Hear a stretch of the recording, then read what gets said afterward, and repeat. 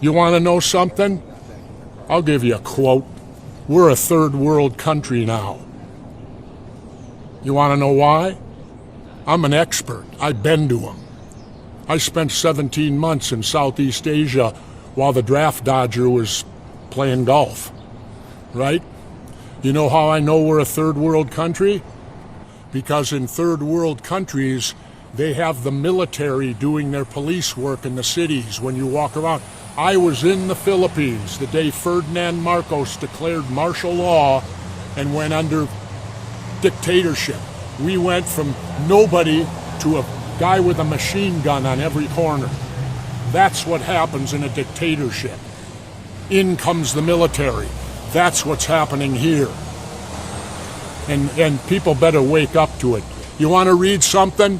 Then read your history of Germany and start comparing the tactics of what happened in 1930s Germany to what's happening here.